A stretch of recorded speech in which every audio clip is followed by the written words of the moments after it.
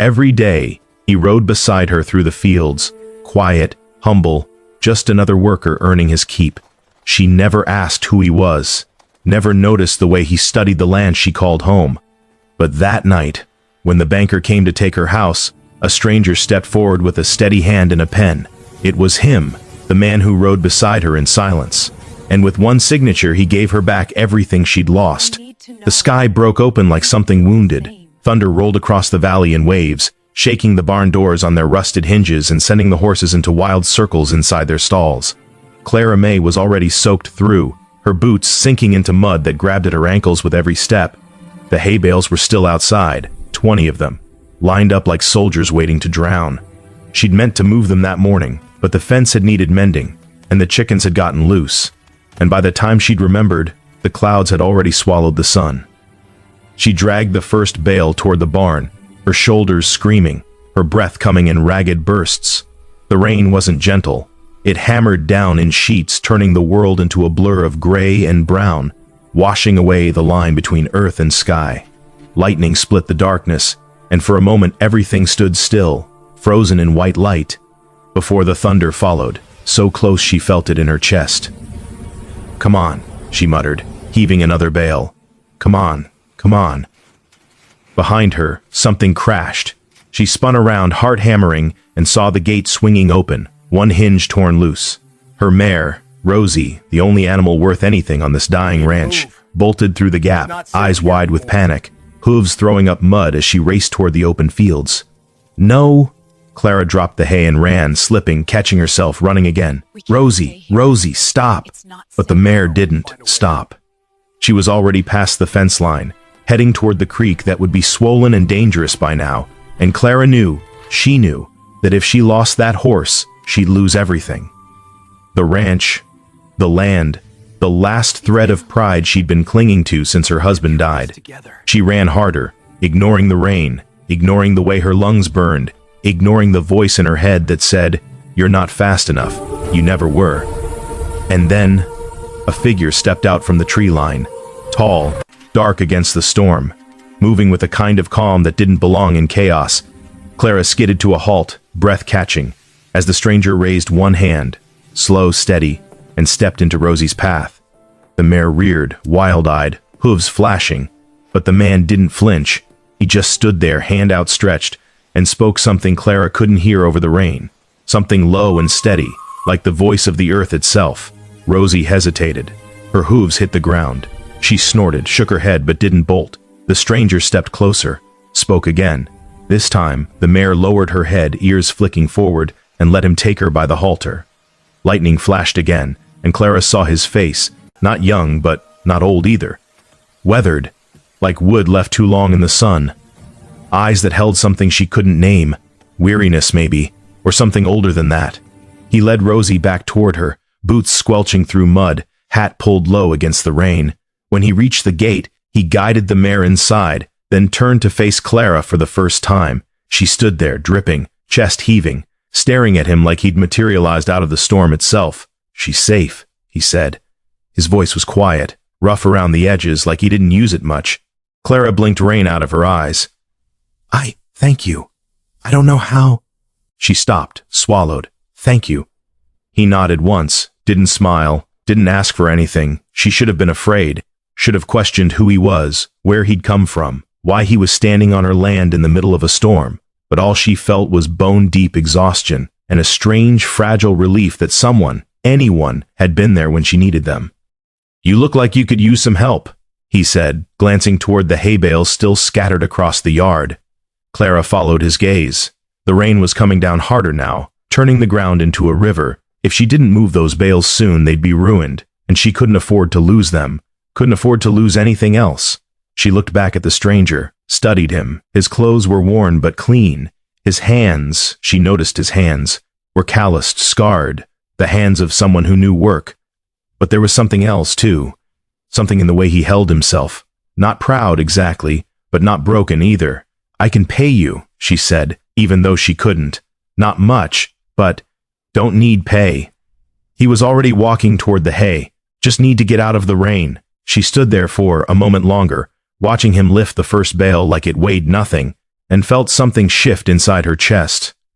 Something small and fragile, like the first crack in ice before the thaw. Then she moved to help him. They worked in silence, side by side, hauling bales into the barn while the storm raged around them. Clara didn't ask his name, didn't ask where he'd come from or where he was going. She just worked, and he worked beside her, and for the first time in months, maybe years, she didn't feel completely alone. By the time they finished, the barn was full and the sky had gone from gray to black. Clara stood in the doorway, breathing hard, watching the rain pour down in curtains. Her clothes clung to her skin, her hair hung in wet tangles. She was shivering, and she couldn't remember the last time she'd felt this tired. The stranger set the last bale down, then straightened, wiping his hands on his pants. He didn't look tired, didn't look anything, really. Just stood there, waiting. "You can stay," Clara said, before she could think better of it. "In the barn. Just for tonight." He glanced around the barn, at the hay, the empty stalls, the shadows pooling in the corners, then nodded. "Appreciate it." She nodded back, then turned toward the house. Stopped. Looked over her shoulder. "What's your name?" He hesitated, just for a moment, then said, "Elias." "Clara," she said. "Clara May." He touched the brim of his hat, didn't smile. She walked back to the house, boots heavy with mud, and didn't look back. But she felt him there, standing in the barn, watching the storm. And for reasons she couldn't explain, she was glad he was. Inside, the house was dark and cold. She lit a lamp, peeled off her wet coat, and stood by the window, staring out at the rain. The barn was just a shadow in the darkness, but she knew he was in there. Could almost feel his presence, solid and steady, like an anchor in the storm. She didn't know who he was, didn't know why he'd been there, or why he'd stayed. But tonight, with the rain hammering against the roof and the world falling apart outside, it didn't matter. He'd been there when she needed him. And that was enough. She pressed her forehead against the cool glass and closed her eyes, listening to the rain. Somewhere out in the darkness, thunder rumbled, low and distant now, like the storm was finally moving on. But she knew better. Storms like this didn't just pass. They broke things, changed things, left the world different than they found it. And as she stood there, alone in the dark, Clara May couldn't shake the feeling that her world had just started to change. Outside, the rain fell harder. The wind howled through the eaves, and in the barn, the stranger named Elias lay down in the hay, hat pulled low over his eyes, and tried not to think about the life he'd left behind. He'd been running for so long he'd almost forgotten what it felt like to stop.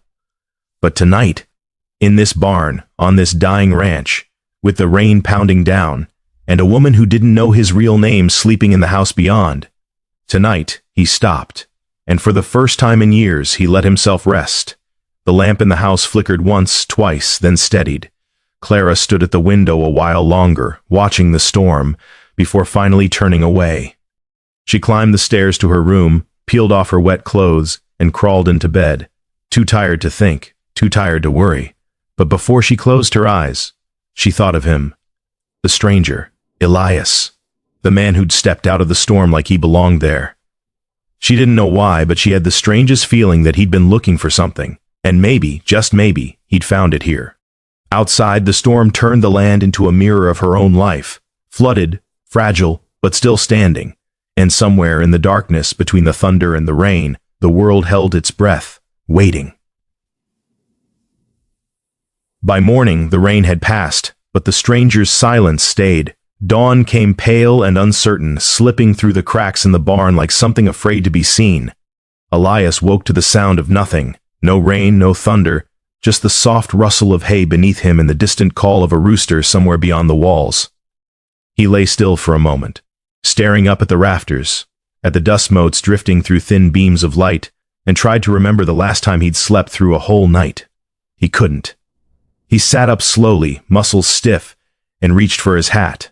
The barn smelled like damp earth and old wood, familiar in a way that made his chest ache. He stood, brushed hay from his shirt, and walked to the door. Outside, the world had been washed clean.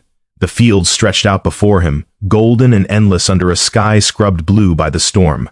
Puddles dotted the yard, reflecting clouds like scattered mirrors. The air tasted cold and sharp, like the first breath after drowning. And standing by the fence, silhouetted against the morning light, was Clara May.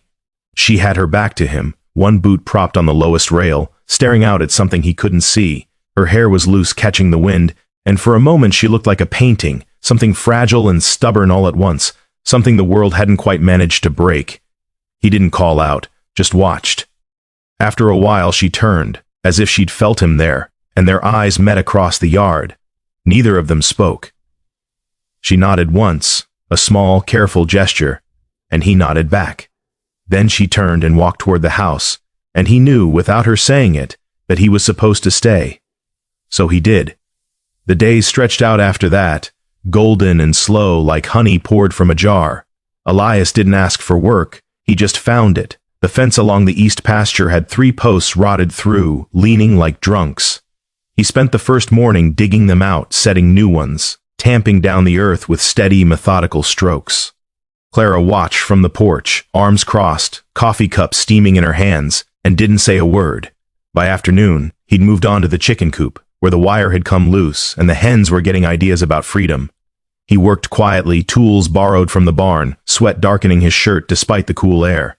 Clara brought him water around midday, set the cup on a post and walked away without looking at him.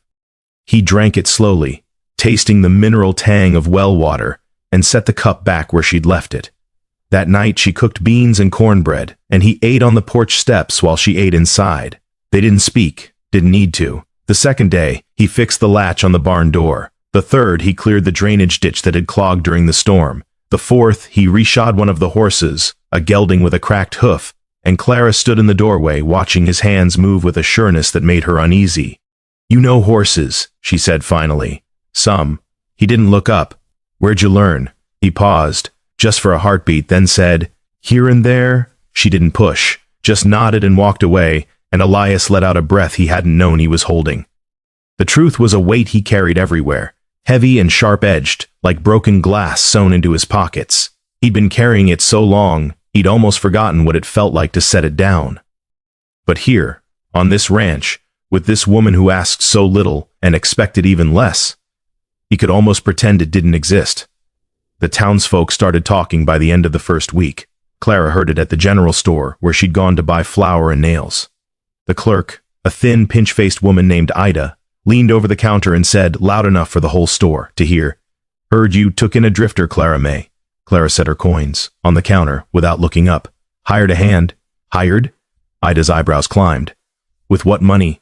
Clara didn't answer, just took her goods and walked out, spine straight, jaw tight, feeling the weight of every eye on her back. By the time she got home, her hands were shaking.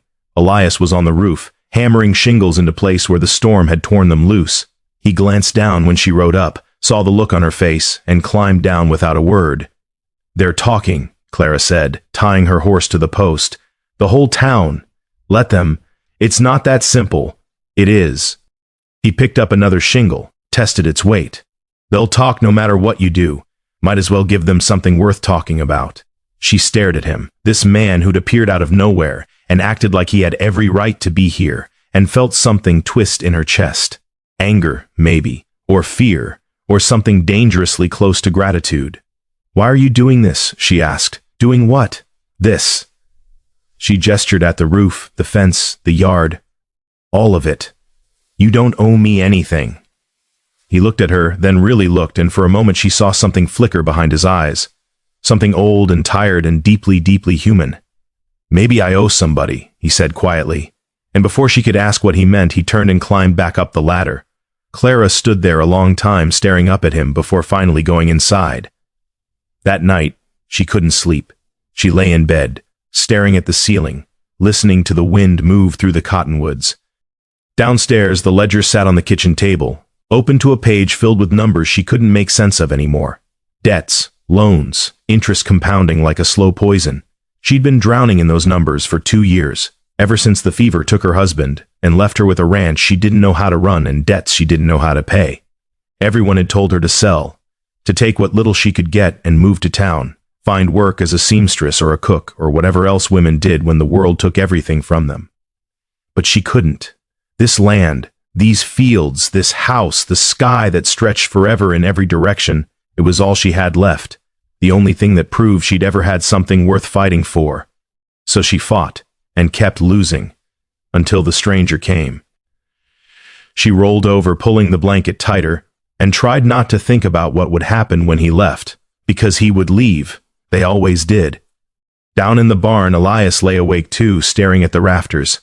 He hadn't meant to stay this long. One night, he'd told himself, just one night to rest, to let the storm pass, and then he'd move on. Keep running. Keep the secret buried where no one could find it. But then morning had come, and she'd been standing by the fence, and something in the way she held herself, proud and fragile and stubborn as hell, had stopped him in his tracks. He knew that look. Had worn it himself, back when he still believed the world owed him something, before he learned the cost of being his father's son. He closed his eyes and tried not to think about the name he'd left behind, the estate, the money, the legacy built on land stolen and lives ruined, all wrapped up in a respectable surname that opened doors and closed hearts. He'd walked away from it, burned the bridge, and never looked back. But the fire still followed him, in the eyes of men who recognized his face, in the weight of a surname that clung like smoke. Here, though, here he was just Elias, just a man with calloused hands and a quiet voice, working beside a woman who didn't ask questions and didn't expect answers. And for the first time in years, he felt something close to peace. The weeks blurred together after that, each day folding into the next like pages in a book. Summer deepened. The fields turned gold. The work never ended, but it changed, less desperate, more rhythmic, like the steady beat of a heart. Elias mended the corral, fixed the plow, cleared brush from the irrigation ditch. Clara worked beside him when she could, and they fell into a kind of partnership built on silence and shared labor. She learned the way he moved, deliberate, efficient, never wasting motion. He learned the way she thought, practical, stubborn, carrying burdens she'd never admit to. One afternoon she found him in the barn, oiling the saddles. "You don't have to do that," she said. "Leather cracks if you don't." "I know." She crossed her arms, leaning against the doorframe. "I just mean, you don't have to do everything." He glanced up, met her eyes. "Neither do you." Something passed between them then. Something unspoken but deeply felt, like the moment before a storm, when the air goes still and the world holds its breath. Clara looked away first. "There's stew," she said quietly. "If you're hungry." "I am." She nodded and turned to go, but paused in the doorway. "Elias? Yeah, thank you."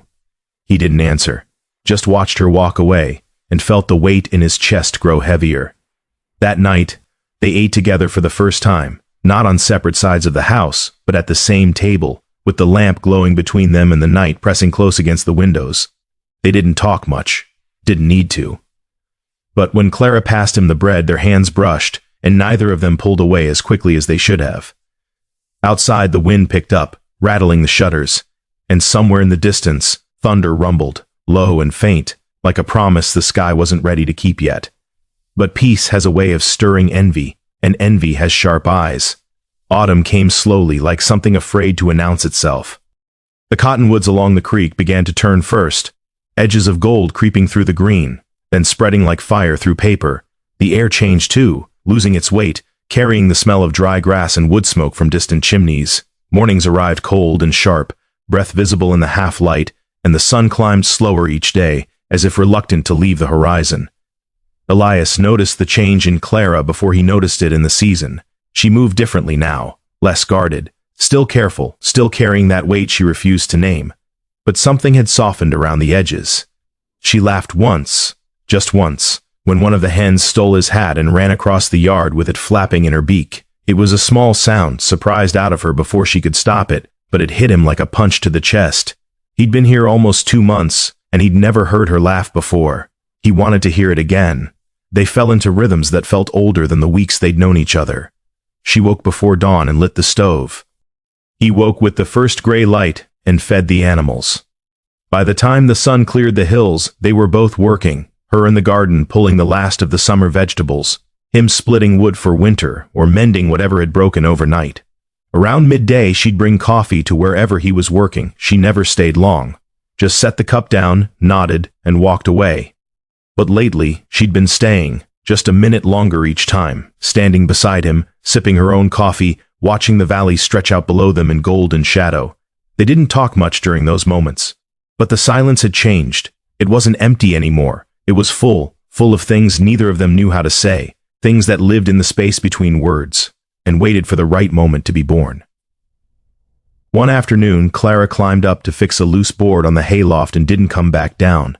Elias waited, kept working, glanced up at the barn every few minutes, expecting to see her emerge.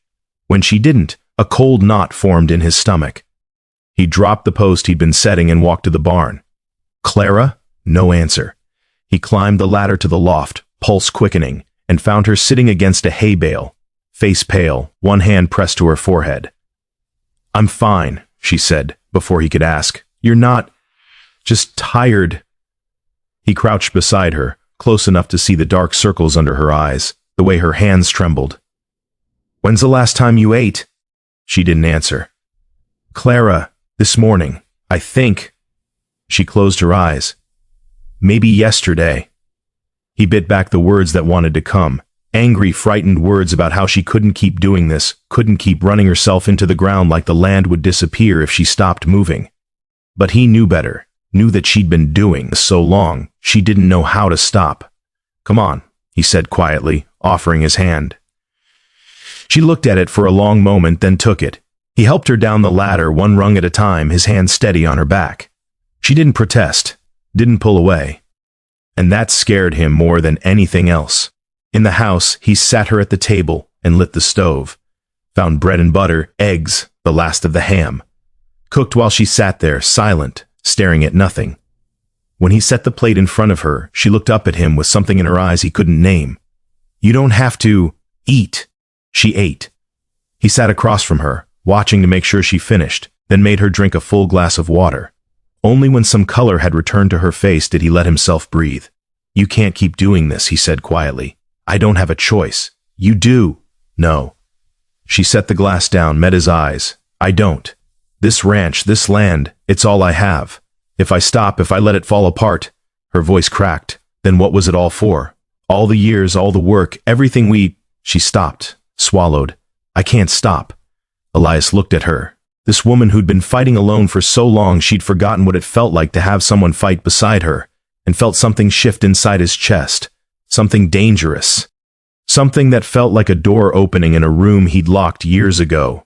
"You're not alone," he said. "You'll leave." It wasn't an accusation, just a fact, delivered flat and certain. "Everyone does. I'm here now.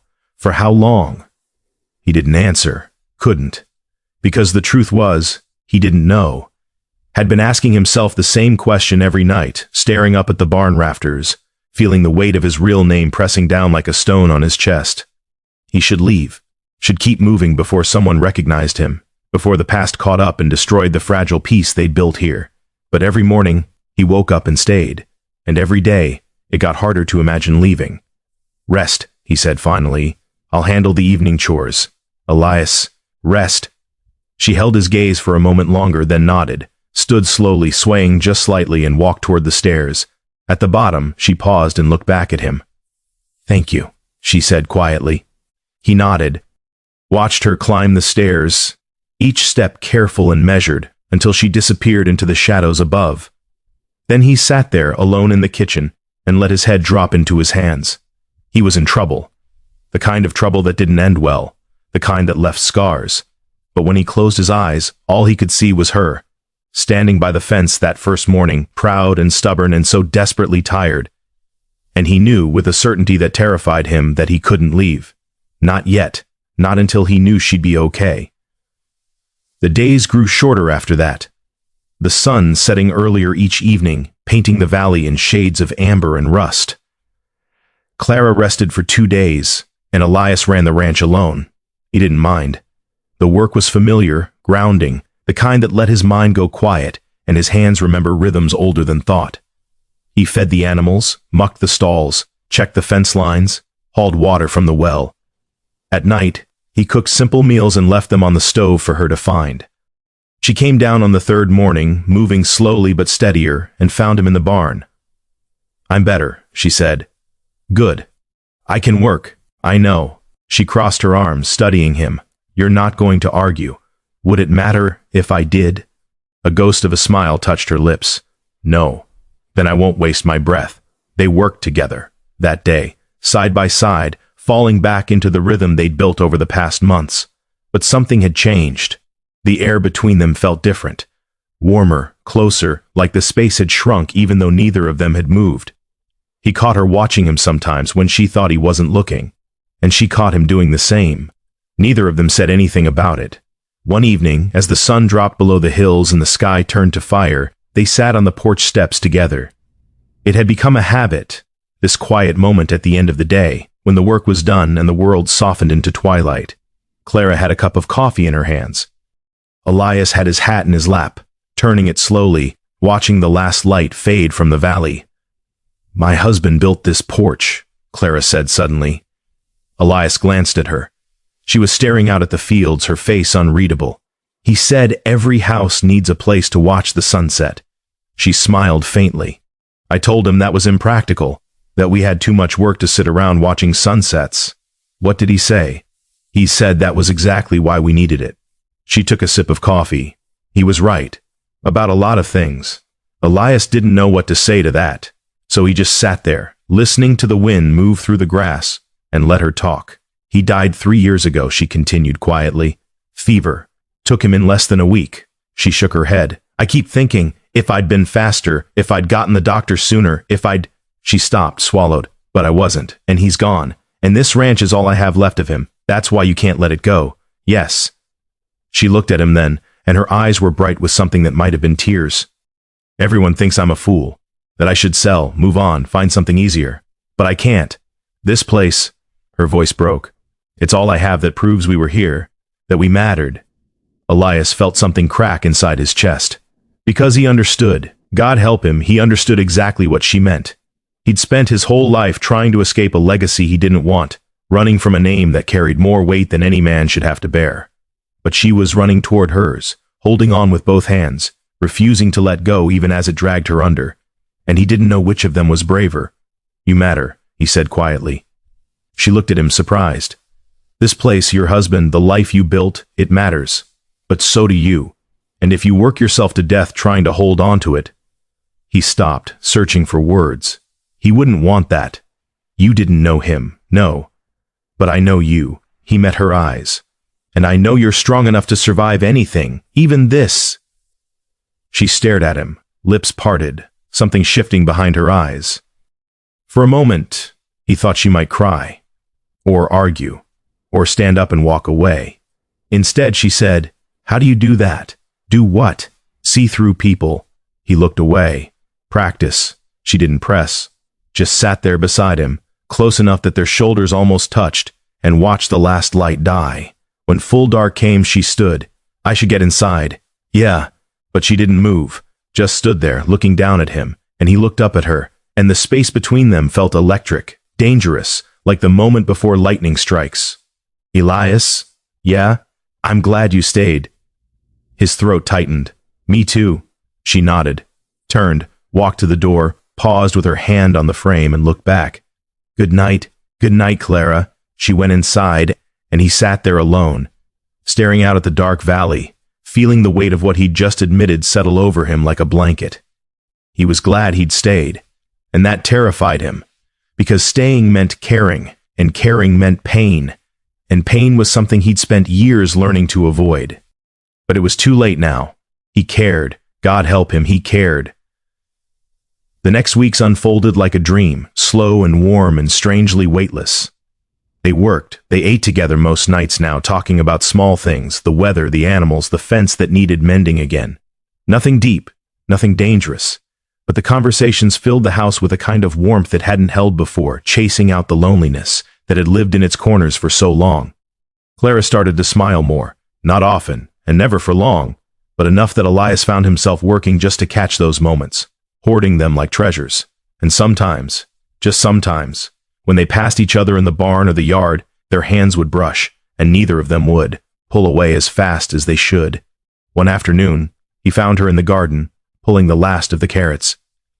The sun was warm on her face, turning her hair to honey, and she was humming something under her breath.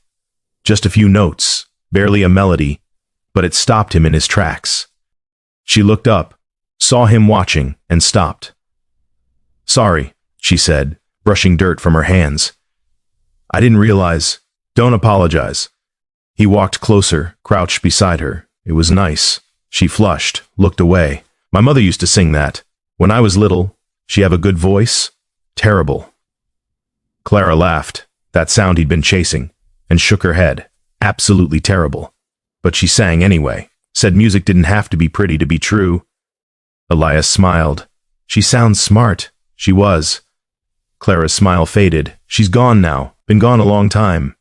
"I'm sorry, me too."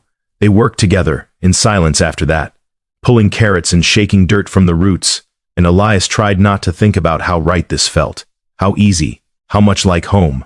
That evening, as dusk crept over the valley, Clara made stew and biscuits, and they ate at the table with the lamp glowing between them. Outside, the first stars appeared, bright and cold in the October sky. "Winter's coming," Clara said, glancing toward the window. "Always does." "I'm not ready." "You will be." He looked at her across the table. "We'll make sure. We." The word hung in the air between them, heavy with meaning neither of them was ready to name. Clara looked down at her bowl, stirring slowly. "You planning to stay through winter?" Elias hesitated. The question he'd been avoiding finally asked out loud. "If you'll have me," he said quietly. She looked up, met his eyes, and something passed between them, something fragile and fierce and too big for words. "I'll have you," she said. And in that moment everything changed. Not loudly, not dramatically, just shifted, like tectonic plates moving beneath the surface, rearranging the landscape into something new. Elias nodded, throat tight, and went back to his stew, but his hands were shaking. That night, Clara lay in bed, staring at the ceiling, and tried to name what she was feeling. Fear, maybe, or hope, or something dangerously close to both. She'd been alone for so long, she'd forgotten what it felt like to need someone. To want someone there when she woke up, when she came home, when the world got too heavy to carry alone. But she needed him. God help her, she needed him. And that was the most terrifying thing of all. In the barn, Elias sat with his back against a hay bale, staring at the ledger he'd found on the kitchen table earlier that evening. He shouldn't have looked. Knew it was none of his business. But he'd looked anyway, and what he'd seen made his chest ache. Debts. So many debts. The bank, the feed store, the doctor who'd come when her husband was dying. Numbers that added up to more than the ranch was worth, more than she could ever pay working alone. She was drowning, and she'd been drowning in silence, refusing help, refusing to admit she couldn't do this alone. He closed the ledger carefully, set it aside, and stared up at the rafters. He could fix this. One letter to his lawyer, one signature, and all those debts would disappear, easy as breathing. But it would mean revealing who he was, what he was. The son of a man who'd built an empire on stolen land and broken promises. The heir to a fortune soaked in blood and tears. She'd hate him for it, for lying, for pretending to be something he wasn't, and he couldn't bear that. So he sat there in the dark, torn between the man he was trying to be and the man he'd been born as, and tried to find a way to save her without destroying what they'd built. Outside, the wind picked up, rattling the barn doors. And somewhere in the darkness, far beyond the valley, something was already moving, something that would force his hand whether he was ready or not. But tonight, the world was still quiet. And in the house, Clara fell asleep, thinking of the stranger who'd become something more. And in the barn, Elias closed his eyes and let himself imagine, just for a moment, what it would be like to stay. Not just through winter, but forever. The air felt too calm, like a moment before a storm, and peace cannot last where pride and property share a border. November arrived cold and unforgiving. The valley turned brittle overnight, frost creeping across the fields like silver lace, hardening the ground until each footstep rang hollow. The cottonwoods stood bare, their branches clawing at a sky gone pale and empty. Smoke rose from chimneys in town, thin columns that bent with the wind and disappeared into nothing. Clara stood at the kitchen window, watching the road. She'd been standing there for 10 minutes, maybe longer, holding a cup of coffee that had gone cold in her hands, waiting for something she couldn't name, a feeling in her gut, sharp and insistent, like the moment before lightning strikes when every hair stands on end. Behind her, Elias sat at the table, mending a bridle. His hands moved steady and sure, fingers working leather with the kind of precision that came from years of practice. He hadn't said much that morning. Hadn't needed to. The silence between them had become a language all its own. But this silence felt different, heavy. "Someone's coming," Clara said quietly. Elias looked up, set the bridle down, stood it and moved to the window beside her. A rider crested the hill, dark against the pale sky. Not hurrying, but not slow either. Moving with purpose. Clara's stomach dropped. "That's Marcus Garrett," she said. "From the bank." Elias watched the rider approach. "What's he want?" "Nothing good." She set her cup down, hands suddenly unsteady. "He only comes when—" She stopped, swallowed. "When it's time to collect." The rider drew closer, and Clara could see him now. A thin man in a dark suit, riding a horse too fine for ranch work. He sat straight in the saddle, hat pulled low, face like carved stone. Elias touched her arm gently. "You want me to stay?" She nodded, not trusting her voice. They walked out together, standing side by side on the porch as Marcus Garrett rode into the yard. He pulled up short, eyes flicking from Clara to Elias and back again, mouth tightening. "Mrs. Brennan," he said, touching his hat brim but not dismounting. "Mr. Garrett, I'm here on behalf of the First National Bank." His voice was dry, formal, the voice of a man delivering bad news he'd delivered 100 times before. "Regarding the outstanding balance on your loan." Clara lifted her chin. "I'm aware of the balance." "Then you're aware it's 3 months past due." "I'm working on it." "Working on it isn't payment." He shifted in his saddle, leather creaking. "The bank's been patient, Mrs. Brennan. More patient than they should have been given the circumstances. But patience has limits. I need more time. You've had time." His eyes cut to Elias. "Instead, you've been spending money on hired help. He's earning his keep. I'm sure he is." Something cold flickered in Garrett's expression. "But the bank doesn't care about your help. They care about their money, and if you can't pay—" He let the sentence hang. "What?" Clara's voice shook, but she held her ground. "You'll take the ranch? I'll do what I'm authorized to do." He finally dismounted, pulling papers from his saddlebag. "You have until the end of the month. 4 weeks. Either you settle the debt in full, or the property reverts to the bank." He held out the papers. Clara stared at them like they were poison. Elias stepped forward. "How much?" Garrett's eyes narrowed. "Excuse me, the debt.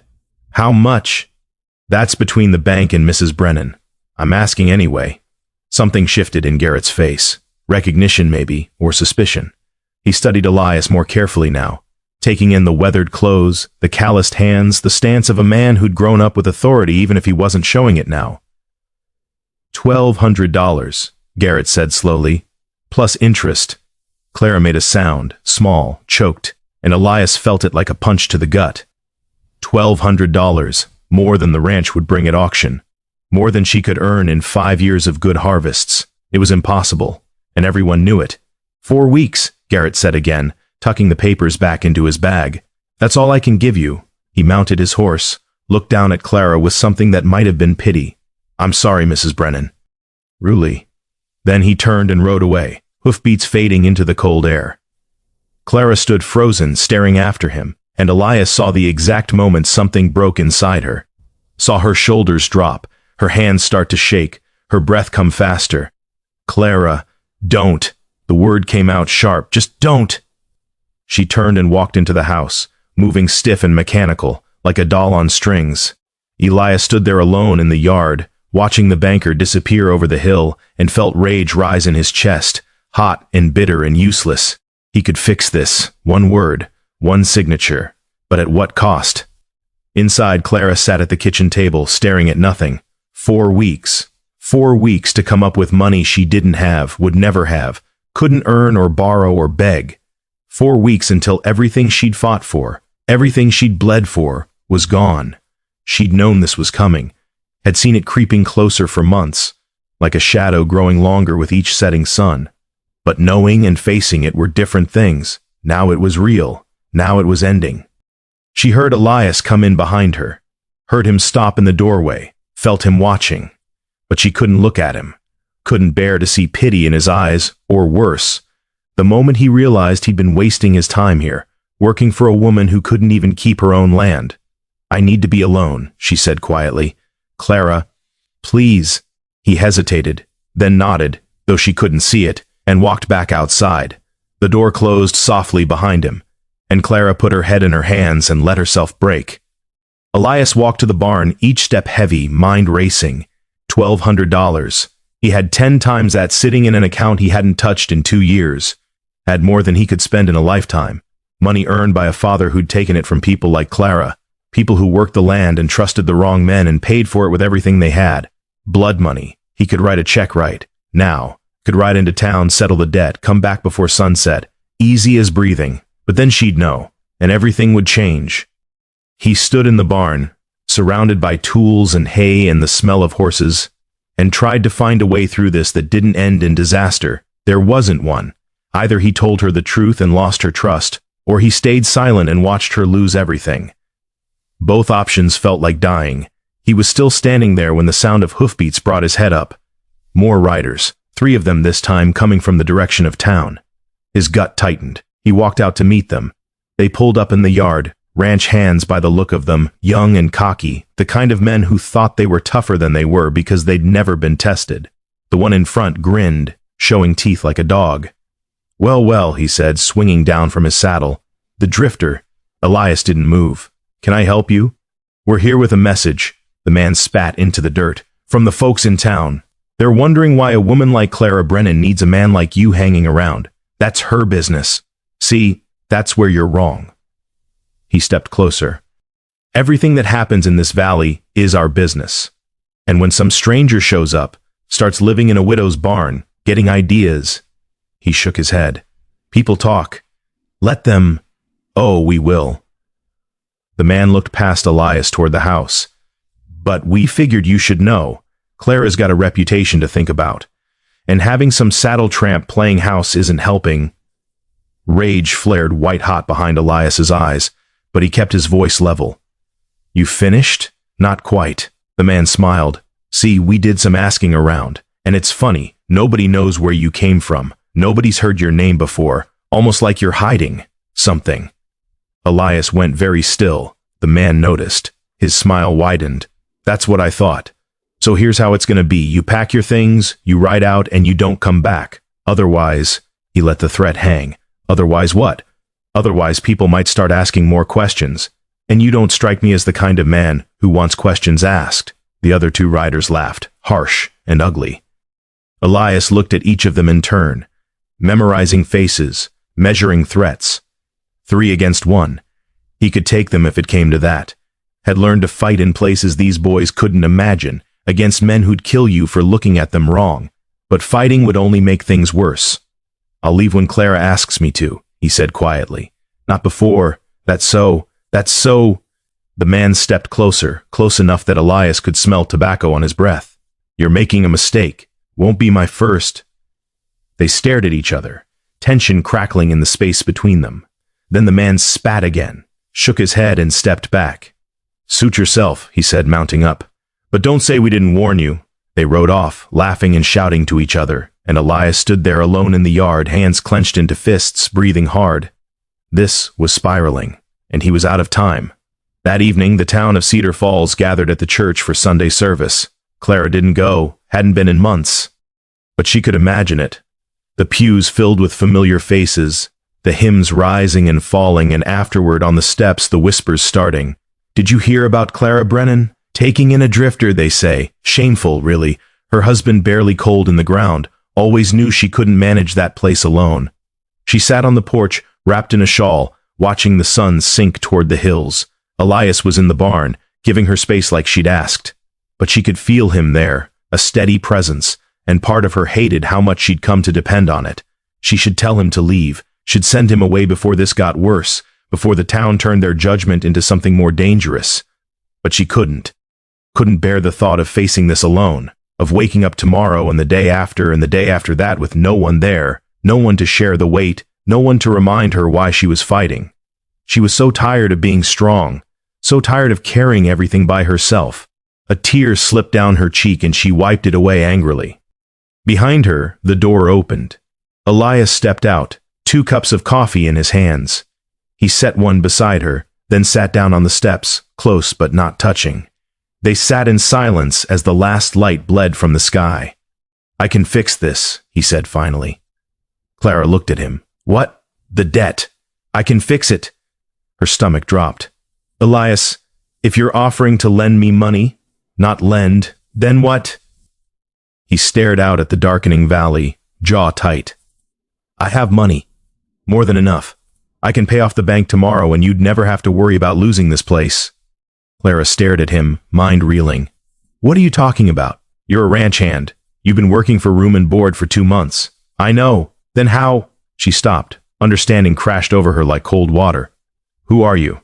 He didn't answer. "Elias." Her voice shook. "Who are you really?" He turned to face her, and she saw it in his eyes.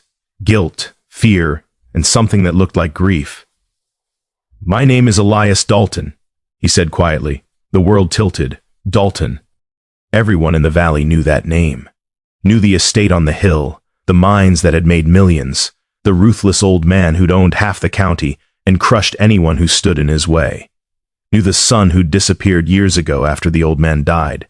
She stood up, the cup falling from her hands and shattering on the porch. She couldn't get the words out. "You're him. Yes, this whole time."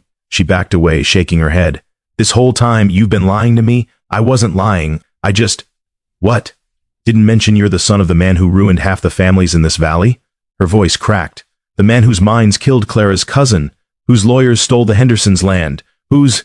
She stopped, hands over her mouth, tears streaming. "Oh God. Clara, please. Get out. Let me explain. G-E-T. Out." Her voice shattered the night.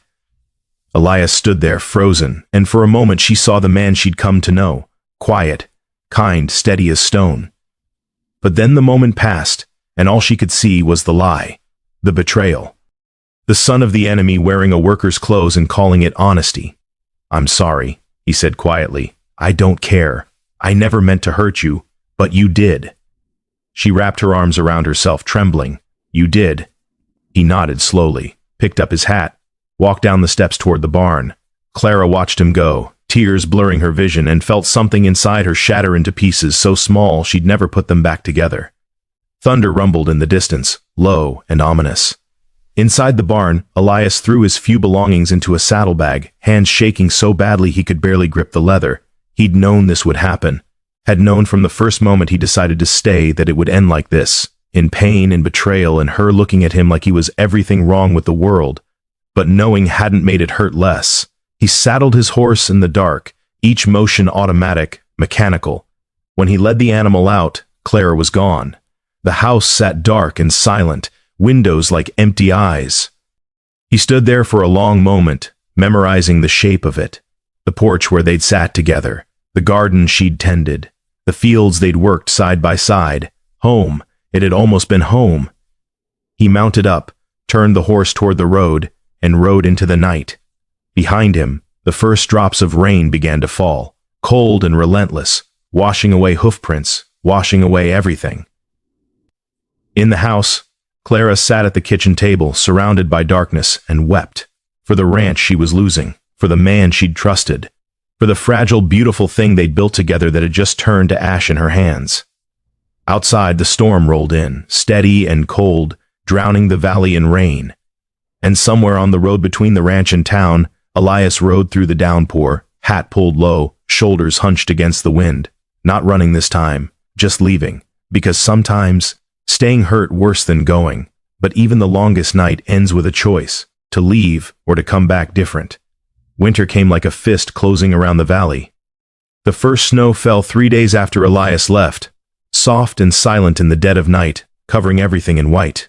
Clara woke to a world transformed, the fields smooth and unmarked, the barn roof heavy with powder, the fence posts wearing caps of ice. It was beautiful in the way that dangerous things often are, hiding the hard ground and frozen water beneath a blanket that looked soft but offered no warmth. She stood at the window, coffee cup cold in her hands, and stared at the untouched snow in the yard. No hoofprints leading to the barn. No boot tracks by the well. Just emptiness, white and endless, stretching out in every direction. He was really gone. She'd known it, of course. Had watched him ride away that night. Had heard the hoofbeats fade into silence. But some small, foolish part of her had expected him to come back, to appear at sunrise like he always did, quiet and steady, ready to work. But sunrise had come and gone, and she was alone. Clara set the cup down and went outside. The cold hit her like a slap, stealing her breath. She pulled her coat tighter and walked to the barn, boots crunching through snow that came up to her ankles. Inside it was dark and still, smelling of hay and leather and emptiness. His bedroll was gone. The corner where he'd slept for 2 months sat bare, just scattered straw and the ghost of a presence. She stood there, staring at nothing, and felt something crack inside her chest. Then she turned around and went to work. The animals still needed feeding. The stalls still needed mucking. The water in the trough had frozen overnight and needed breaking. Life didn't stop because your heart did. Didn't pause because the world had just proven, once again, that trusting anyone was a mistake. So she worked, alone, the way she'd always worked, the way she'd always be working. By afternoon, her hands were raw, and her back screamed with every movement. She'd forgotten how much he'd been doing, how many small tasks he'd taken on without her noticing, how much easier the work had become with 2 people sharing it. Now it all fell on her again. Every fence post, every bale of hay, every frozen bucket and broken latch an animal that needed tending. She'd managed before. She'd manage again. She had to. That night she sat at the kitchen table with the ledger open in front of her, staring at numbers that refused to add up no matter how many times she tried. 3 weeks left. 3 weeks to find $1,200 she didn't have, couldn't borrow, and would never earn in time. She'd been to the bank that morning, had stood in Marcus Garrett's office and begged for more time. He'd looked at her with those cold, empty eyes and said, "I'm sorry, Mrs. Brennan. The decision's been made. The decision's been made." As if her life, her land, her last connection to everything she'd loved and lost was just a decision. Just numbers on a page in some ledger in some office where men in suits decided who got to keep their homes and who got cast out into the cold. She closed the ledger and pressed her palms against her eyes until she saw stars. She was going to lose it all, and there was nothing she could do to stop it. Across the valley, in a hotel room that smelled of cigars and old wood, Elias sat by the window and watched snow fall over the town. He'd been here 3 days. 3 days of staring at walls, pacing the small room, trying to figure out what the hell he was supposed to do now. He'd thought leaving would make it easier. Thought distance would dull the ache in his chest, would let him think clearly, would show him the path forward, but all it had done was make everything worse. He couldn't stop seeing her face. The moment she'd understood who he was, what he'd hidden, the betrayal in her eyes, sharp as broken glass, cutting deeper than any words could. He'd done that to her. He'd come to her ranch as a stranger, earned her trust, watched her open up piece by careful piece, and then he'd revealed himself as the son of the man who'd helped destroy so many lives in this valley. The son of Alexander Dalton. The name still sat heavy on his tongue, bitter as medicine. His father had been a titan, ruthless, brilliant, and utterly without mercy. He'd built an empire on copper and coal, buying land for pennies and wringing fortunes from it, crushing anyone who stood in his way. When workers asked for safer conditions, he fired them. When families refused to sell their land, he found ways to take it anyway. When the mines collapsed and men died, he paid off the families and moved on. Elias had grown up in the shadow of that legacy, watching from the big house on the hill as the valley below bled and suffered. He'd been groomed to take over, trained in business and law, taught that sentiment was weakness and mercy was for fools. But he'd never wanted it. Had spent his 20s trying to fix what his father broke, trying to use the fortune for good. He'd paid restitution to families, returned land, funded schools and hospitals. But every act of charity just reminded people of where the money came from. They didn't see him. They saw his father's shadow, and they hated it. So 2 years ago he'd walked away. Changed his name. Kept his first name but dropped the surname that carried so much weight. Gave everything to trustees, with instructions to keep paying restitution, keep funding the valley's recovery. Then he drifted, moving from town to town, ranch to ranch, working with his hands and living like a ghost. No past, no future, just the work and the road. Until the storm brought him to Clara's ranch. Until he'd stayed. Until he'd started to believe he could be someone else, someone better. But you couldn't outrun blood, couldn't escape a name just by not saying it out loud. The truth always found you eventually. He stood up, paced to the other side of the small room, and stared at his reflection in the mirror above the wash basin. He looked older, thinner, tired in a way that sleep couldn't fix. He looked like his father. The thought made him sick. He turned away, sat down at the small desk, and pulled out paper and pen. There was one thing he could still do, one way to help her, even if she'd never forgive him for it. He could make sure she kept her ranch. His hand moved across the page, writing quickly, clearly, setting out instructions for his lawyer in Denver. Transfer funds, pay the debt, do it anonymously, through a fictitious benefactor, a distant relative, anything that wouldn't lead back to him. Keep her land safe, keep her safe, even if she hated him forever. He finished the letter, folded it, sealed it in an envelope. Tomorrow, he'd send it. By the end of the week, her debt would be cleared, and she'd never have to know who'd paid it. It wasn't enough. Could never be enough. But it was all he had to give. He set the envelope on the desk and returned to the window, watching snow fall over the town where his father had once ruled like a king. And he wondered if this was what redemption felt like. Painful, lonely, and never quite enough to balance the scales. The days bled together after that, each one colder and darker than the last. Clara worked herself to exhaustion, rising before dawn and collapsing after sunset, trying to outrun the calendar that was counting down to her eviction. She barely ate, barely slept, just worked and worked and worked, until her hands bled and her body screamed and the world narrowed to the next task, the next chore, the next moment of survival. Neighbors came by sometimes, offering help she was too proud to accept, offering pity she couldn't bear to see. She sent them away with tight smiles and empty thanks, then went back to work alone. She was better alone, safer. People couldn't hurt you if you didn't let them close. But at night, when the work was done and the house sat empty and silent, the loneliness crept in like cold through cracks in the walls. She'd catch herself listening for his footsteps on the porch, would turn to say something to him before remembering he wasn't there, would wake from dreams where they were working side by side, and the loss would hit her all over again, fresh and sharp and absolutely devastating. She hated him for lying, hated herself more for missing him. 1 week passed, then 2. The calendar on the wall marked days in cruel, steady increments. 7 days left. 5. 3. Clara stopped looking at it, stopped thinking about what would happen when the time ran out. If she thought about it, she'd break, and she couldn't afford to break. Not yet, not until it was over. In town, Elias tried to atone for sins that weren't entirely his. He met with families his father had wronged, sat in their kitchens and listened to stories of loss and struggle, of land stolen and lives destroyed. He didn't make excuses, didn't try to explain or justify, just listened, and when they were done, he asked what he could do to help. Some spit at his feet and told him to leave. Others stared at him with empty eyes and said nothing could be done. The damage was too deep, the wounds too old. But a few, just a few, let him help. He paid off debts his father had used as leverage, returned deeds to land that should never have been taken, funded repairs on homes that had fallen into disrepair after the breadwinner died in the mines. Every act felt hollow, a drop of water against a wildfire, but he did it anyway, because doing nothing was worse. The hotel clerk, a nervous man named Paul, watched him come and go with wary eyes. Finally, one evening, he worked up the courage to speak. "You're Alexander Dalton's son," he said, not a question. Elias paused at the stairs. "I am. Folks say you ran away, that you couldn't handle what your father built.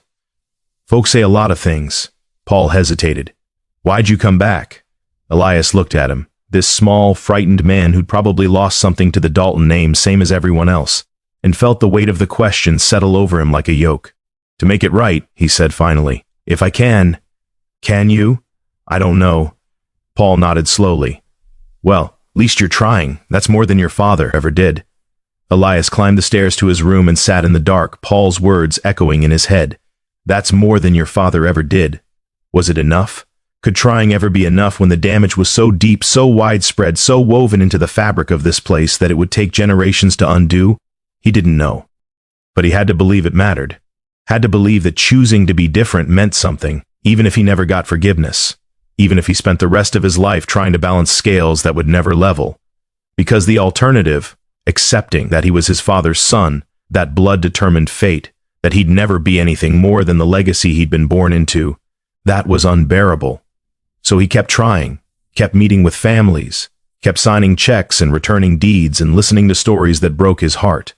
And every night he thought of Clara, wondered if she was okay, if she was eating, sleeping, keeping warm, if the ranch was holding together or falling apart, if she hated him or had already forgotten him.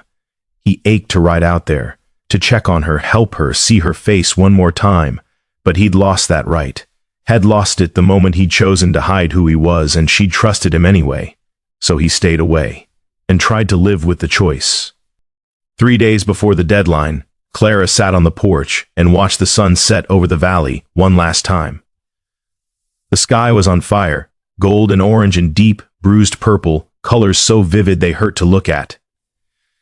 The fields lay frozen and silent beneath the light, beautiful and lifeless, waiting for spring that might never come. This was it, 3 more days, and she'd have to pack what little she could carry and leave. Walk away from the house her husband built, the land they'd worked together, the only place she'd ever called home. She'd fought so hard, given everything she had, and it hadn't been enough. It was never enough. A tear slipped down her cheek, and she didn't bother wiping it away. She was tired of being strong, tired of fighting, tired of pretending that willpower and determination could overcome reality. The world didn't care how hard you tried, didn't care about fair or just or right. It just kept grinding forward, crushing anyone too weak or too stubborn to get out of the way. And she'd been both. She sat there until the sun disappeared and the stars came out, cold and distant as everything else in her life. Then she went inside, climbed into bed, and stared at the ceiling until dawn. Somewhere on the road between town and the ranch, Elias rode through the pre-dawn darkness. He'd tried to stay away, had told himself she didn't want him there, that his presence would only make things worse. But he couldn't do it. Couldn't sit in that hotel room one more night, wondering if she was okay, knowing the deadline was coming and she was facing it alone. He didn't know what he'd do when he got there, didn't know if she'd even let him on the property, or if she'd shoot him on sight for daring to come back. But he had to try, had to see her one more time, even if it was just to say he was sorry, to tell her that what they'd had, those quiet mornings and shared work and evenings on the porch, had meant something to him, had meant everything, that she'd made him believe for a brief, beautiful moment that he could be more than his father's son. The horse moved steady beneath him, breath steaming in the cold air, hooves crunching through frozen ground. Dawn crept across the horizon, painting the world in shades of gray and gold, and ahead, just visible over the next hill, smoke rose from Clara's chimney. She was awake. Elias's heart hammered against his ribs. He rode on, toward whatever came next, toward forgiveness or fury or something in between, toward the woman who'd shown him what home felt like, before he'd destroyed it with the truth. The sun climbed higher, turning the frozen world to fire, and as his horse crossed the creek, ice cracking beneath its hooves, Elias made himself a promise. He wouldn't run anymore, wouldn't hide behind silence or distance or the fear of being seen for what he really was. Whatever happened next, he'd face it, as himself, completely, even if it broke him. And as the ranch came into view, small and stubborn against the vast white landscape, the dawn behind him turned the world to gold. Clara saw him coming from the kitchen window. A rider on the eastern road, silhouetted against the rising sun, moving slow and deliberate through the morning cold. For a moment, one foolish heart-stopping moment, she thought it might be him. Then the rider drew closer, and she saw the dark suit, the stiff posture, the horse too fine for ranch work. Marcus Garrett, the banker. Her stomach dropped like a stone down a well. It was too early. The deadline was tomorrow. She still had one more day, one more night in this house, one more sunrise over these fields before they took it all away. But Garrett was here now, and men like him didn't make social calls. She set down her coffee cup with trembling hands and walked outside. The cold bit through her dress immediately, but she didn't go back for a coat. Just stood on the porch, arms wrapped around herself, and waited as Garrett rode into the yard. He wasn't alone this time. 2 men followed behind him. One she recognized as the deputy sheriff, the other a clerk from the bank carrying a leather satchel that probably held the eviction papers. Clara's chest tightened until she could barely breathe. "Mrs. Brennan," Garrett said, dismounting. His voice was flat, businesslike, the voice of a man performing an unpleasant duty. "I apologize for the early hour. You're a day early." Her voice came out steadier than she felt. "Yes, well." He glanced at the men behind him. The bank has decided to move forward with repossession. Given the circumstances, they felt it prudent to expedite the process. I have until tomorrow. You have until the bank says you do. He pulled papers from his coat. I have a court order authorizing immediate seizure of the property. You'll need to vacate by end of business today. The world tilted. Today? She stared at him. You can't. I need time to... I'm sorry, Mrs. Brennan. He didn't sound sorry. You've had months. This shouldn't come as a surprise. It shouldn't. She'd known this was coming, had watched it approach like a storm on the horizon, inevitable and unstoppable. But knowing and feeling were different things. Where am I supposed to go? The question came out small, broken. Garrett shifted uncomfortably. That's not the bank's concern. But there's a boarding house in town. Mrs. Henderson takes in lodgers. I'm sure I can't afford a boarding house. Clara's voice cracked. I can barely afford food. The deputy cleared his throat, looking anywhere but at her. The clerk stared at his shoes. Nevertheless, Garrett held out the papers. These are the official documents. You'll need to sign acknowledging receipt. Clara stared at the papers like they were a snake coiled to strike. This was it, the end of everything. She reached for them, handshaking. She won't be signing anything. The voice cut through the cold morning like a blade. Clara's head snapped up. Elias stood at the edge of the yard, 20 feet away, covered in road dust. His horse stood behind him, sides heaving, steam rising from its flanks. He must have ridden hard to get here. Her heart seized. Mr. Dalton. Garrett's eyes narrowed. This doesn't concern you. It does now. Elias walked forward, each step deliberate, and Clara saw something in him she'd never seen before. Not the quiet ranch hand who'd worked beside her, but someone else. Someone who wore authority like a second skin, who moved with the confidence of a man who'd spent his whole life in rooms where power was the only currency that mattered. He looked like his father. The thought made her stomach turn. The debt's been settled, Elias said. Garrett blinked. Excuse me? The debt, $1,200 plus interest, paid in full as of 3 days ago. He pulled a folded paper from his coat and handed it to the banker. You can verify with your office in Denver. Garrett took the paper, unfolded it, and his face went pale. He stared at the document. This is impossible. How did you... I paid it. Elias's voice was flat, final. Every cent. The ranch is free and clear. Silence fell over the yard like snow. Clara stood frozen, unable to process what she'd just heard. The debt. Paid. $1,200. More money than she'd see in 5 years. Just gone. Erased. Like it had never existed. By him. You can't... Garrett's voice shook. The bank has procedures. You can't just... I already did. Elias gestured to the paper. It's all there. Signed and notarized. The transaction was completed through the First National Bank in Denver, which means your bank has no legal standing to seize this property. He paused, and something cold flickered in his eyes. Unless you'd like to explain to your superiors why you tried to illegally evict a woman whose debt was already paid? Garrett's face went from pale to red.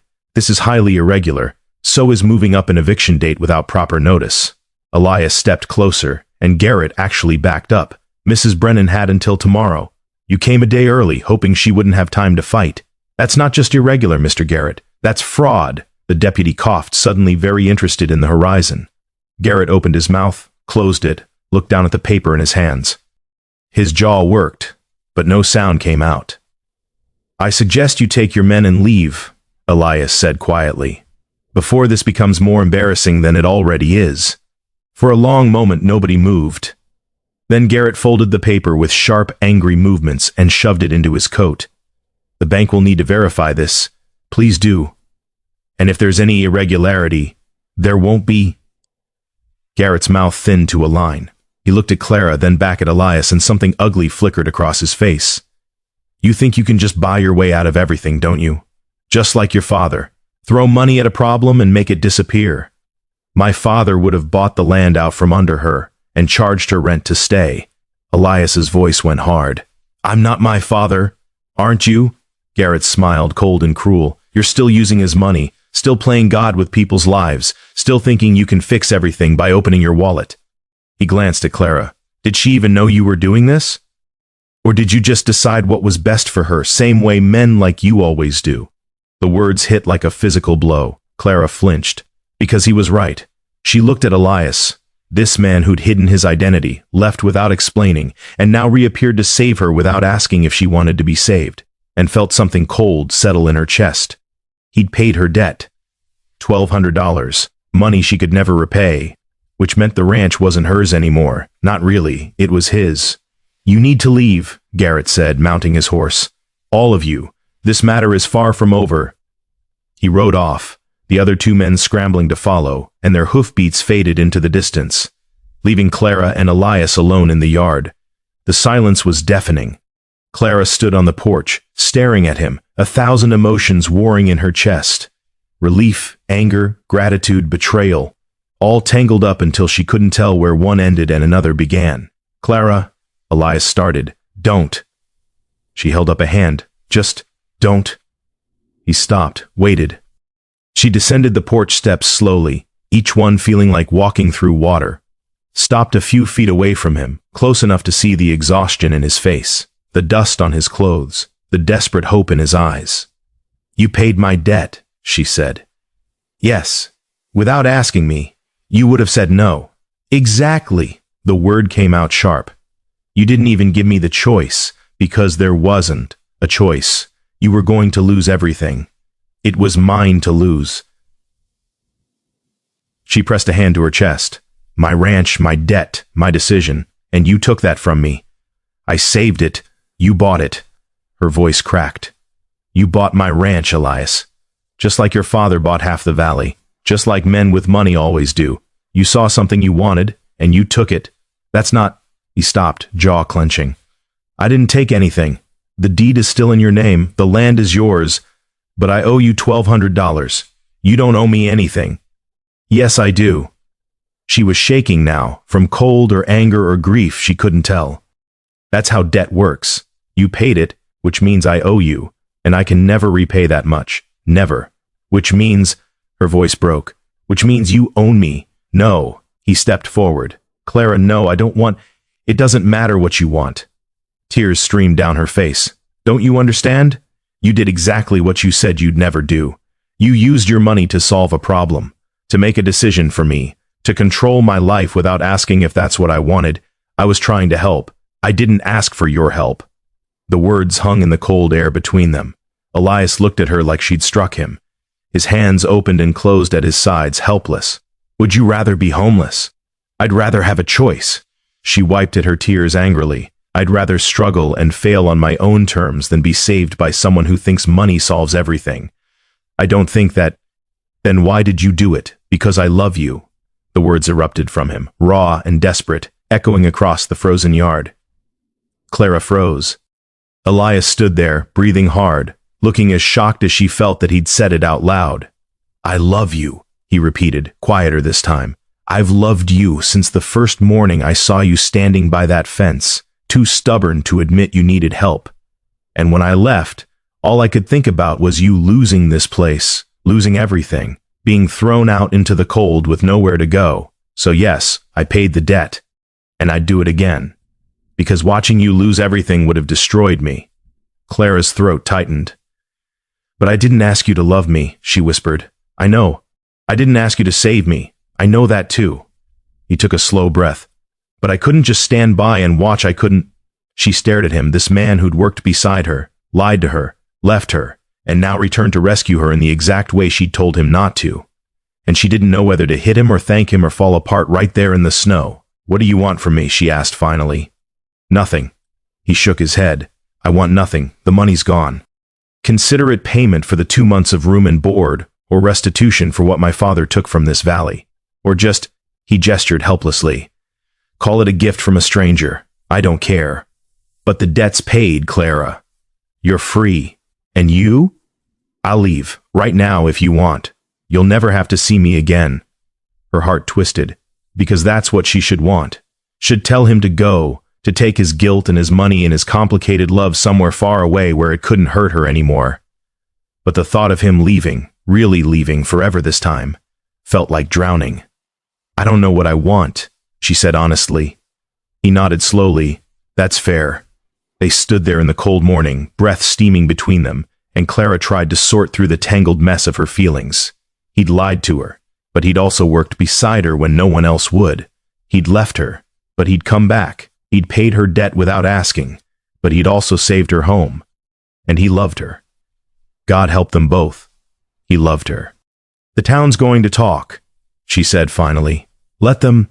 They're going to say I'm a kept woman, that you bought me along with the ranch. They can say whatever they want." His voice was firm. "You know the truth. Do I?" He looked at her then, really looked, with those eyes that had always seen too much, and said, "The truth is I'm a man who spent his whole life running from a name he didn't choose, who tried to make himself into something different and failed, who fell in love with a woman too good for him and made every wrong choice trying to keep her safe." He paused. "But the only choice that matters is yours. So tell me what you want, Clara, and I'll do it." What did she want? She wanted the last 2 months back, wanted those quiet mornings and shared work and evenings on the porch when everything had felt simple and right.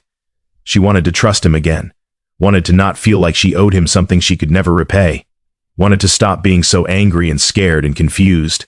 But most of all, she wanted him to stay. The realization hit her like a punch to the gut. She wanted him to stay, even after everything. Even knowing who he was, what he'd done, how complicated and impossible it would be. She wanted him here. But wanting and having were different things. "I need time," she said finally. "How much I don't know." She wrapped her arms around herself. "But I can't just forgive you and pretend everything's fine. You lied to me, Elias. You left me. And now you've tied yourself to my life in a way I didn't ask for. That's not love. That's," she struggled for the word, "that's control." He flinched. "You're right. I know I am. So what do we do?" She looked at him, this broken, complicated man who'd saved her and hurt her in equal measure, and felt something shift in her chest. "You prove it," she said. "Prove what?" "That you're not your father." She met his eyes. "That you can be here without trying to fix everything, without throwing money at problems, without making decisions for me." She paused. "That you can love me without trying to save me." "I don't know if I can do that. Then we have nothing." The words were harsh, but they needed to be, because she wouldn't, spend her life with a man who thought love meant control, who thought money solved everything, who couldn't see her as an equal because he was too busy trying to rescue her. Elias stood very still, processing her words. Then, slowly, he nodded. "Okay," he said quietly. "Okay? I'll prove it." He looked at her with something fierce and determined in his eyes. "However long it takes, whatever I have to do, I'll prove I'm not him, and if you can't, then you'll be right to send me away." Clara studied him, searching for doubt or hesitation, but found none. Just raw, stubborn determination. The same quality she saw in herself every morning when she looked in the mirror and decided to keep fighting. Maybe they were more alike than she'd thought. "The town's going to make this hard," she said. "I know. They're going to judge us, talk about us, make assumptions. Let them. And you're okay with that, Clara?" He took a step closer, careful, like approaching a spooked horse. "I walked away from a fortune and a name because I couldn't stand what they represented. You think I care what a few small-minded people say about me?" Despite everything, a small smile tugged at her lips. "No, I suppose you don't. So he hesitated. "Are we okay?" "No," she shook her head. "But maybe we will be. Eventually." It wasn't forgiveness, wasn't trust, but it was possibility. And that was more than she'd had an hour ago. Elias nodded slowly. "I'll take it." "Good." She turned toward the house, then paused. "You can stay in the barn, like before. But we work as equals, Elias. No more secrets, no more decisions made for me. If we do this, if we try, it has to be different. It will be." His voice was firm. "I promise." She wanted to believe him, wanted to trust that people could change, that the past didn't have to determine the future, that love could be something other than control. But trust was earned, and he had a long way to go. She walked into the house without looking back, and heard him lead his horse to the barn. By evening, word had spread through town like wildfire. The Dalton boy paid her debt, $1,200, just like that. She's his now, sure as if he'd put a ring on her finger. Clara heard it all at the general store, where she'd gone to buy flour and coffee. The whispers followed her down every aisle, sharp as knives. Ida, the clerk, could barely contain her glee. "Well," Ida said, loud enough for the whole store to hear, I suppose you won't be needing credit anymore, will you, Clara May? Not with Mr. Dalton's money backing you. Clara set her coins on the counter carefully. The debt's paid, the ranch is mine, that's all that matters. Oh, is that how it works? Ida leaned over the counter, eyes bright with malice. A rich man pays your way, and you get to pretend you're still independent? How convenient. Heat flooded Clara's face. I'm not having this conversation. Of course not. Women like you never do. Ida's smile was poison. Just remember, when you're warming his bed, thinking you've won, men like the Daltons don't do anything for free. Sooner or later he'll come collecting what he thinks he's owed. Clara's hands shook with fury, but she took her goods, held her head high, and walked out. Behind her, laughter followed. That night, she sat on the porch and watched the sun set, feeling the weight of the town's judgment settle over her like a shroud. Elias came out after a while, stood beside her silently. They're saying I'm your property now, she said quietly. They're wrong. Are they? She looked at him. You own my debt, Elias. In their eyes, that makes me yours. Only if you let it. He sat down beside her, careful to leave space between them. What do you see when you look at this ranch? She thought about it. Home, work, my husband's memory, everything I've fought for. And when I look at it, I don't know. What do you see? The first place I felt like I belonged. He stared out at the fields, the first place that didn't care who my father was. Where I could just be. Enough. He paused. That's what you gave me, Clara. Not the other way around. Her throat tightened. So let them talk, he continued. Let them think whatever they want. We know the truth. And in the end, that's all that matters. Clara sat with those words, turning them over in her mind. He was right. The town would always talk, would always judge, would always see her as less than, as weak, as someone who needed saving. But she knew better. She'd survived her husband's death, had run this ranch alone for 3 years, had fought tooth and nail to keep it when everyone told her to give up. She wasn't weak, and she didn't belong to anyone.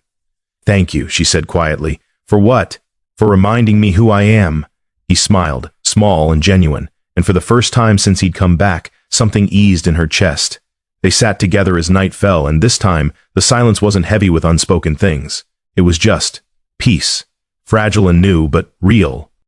And in the distance, the valley stretched out forever, quiet, cold, and waiting for spring. By evening, the town was quiet, but the horizon felt new, like spring after a long drought. Spring came slowly to the valley, like something testing its welcome. The snow melted first in patches, dark earth showing through white like bruises healing. Then the ice on the creek cracked and broke, water running fast and cold, singing songs it had forgotten during the frozen months. The cottonwoods budded, tentative green against gray branches, and the air lost its bite, turning soft and uncertain. Clara stood in the garden, hands deep in thawed soil, and felt the earth give beneath her fingers. It had been 4 months since that morning in the yard. 4 months since Elias came back and everything changed and stayed the same all at once. He'd kept his promise, worked beside her without trying to take over, asked before deciding, listened more than he spoke. When the plow broke, he didn't just fix it, he showed her how, teaching her the mechanics so she'd know for next time. When they disagreed about which field to plant first, he stated his case and then accepted her decision without argument.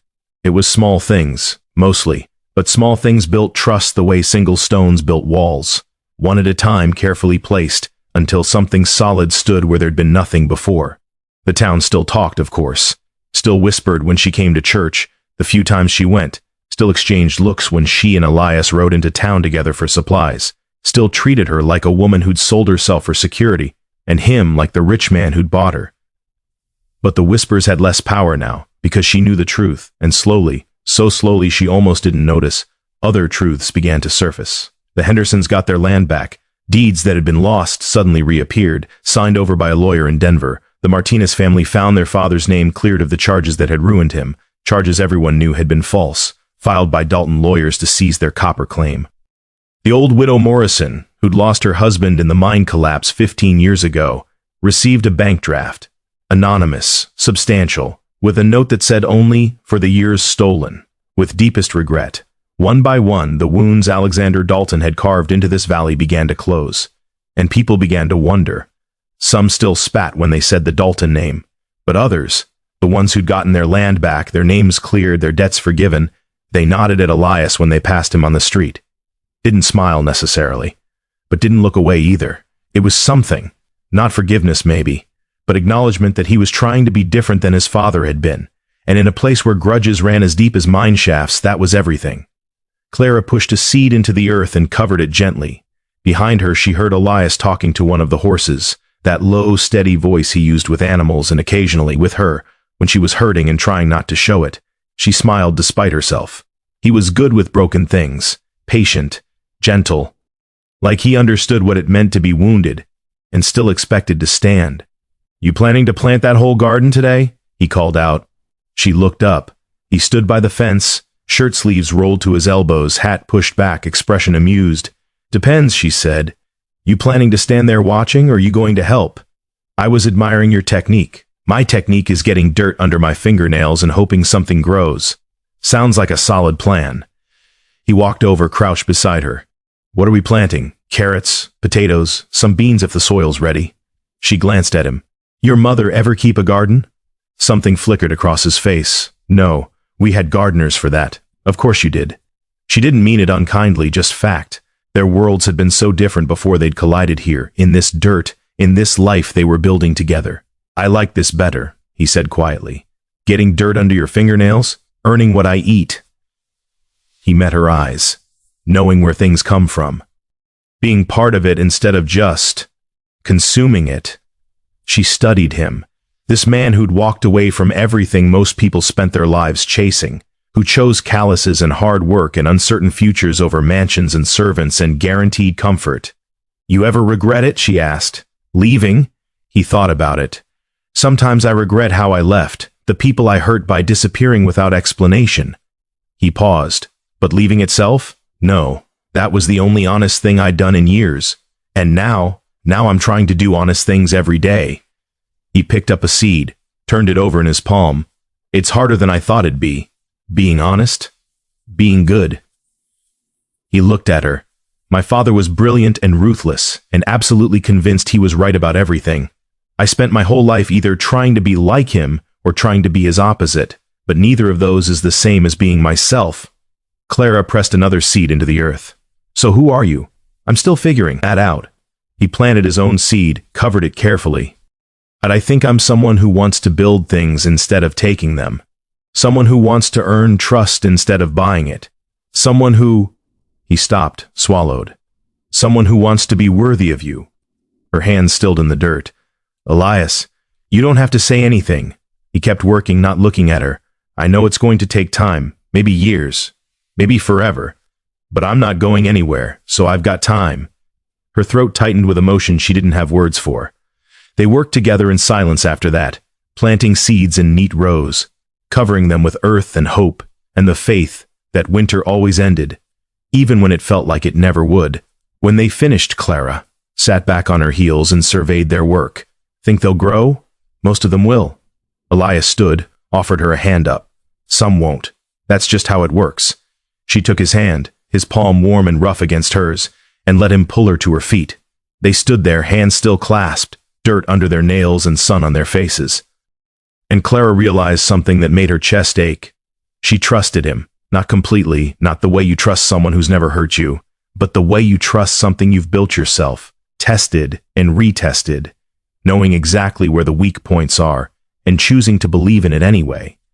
It was complicated and imperfect, and real, just like everything else in her life. "Thank you," she said quietly. "For what?" "For staying, for keeping your promises." She squeezed his hand. "For being patient with me. Clara, you don't have to." "Yes, I do." She met his eyes. "You've been trying so hard to prove you're different than your father, but I haven't been giving you much credit for it. I've been waiting for you to fail, to turn back into the man I was afraid you'd be. And that's not fair. It's understandable, maybe, but it's not kind." She took a breath. "You're not your father, Elias. I see that now. You're just you, complicated and stubborn and trying your best. Same as me."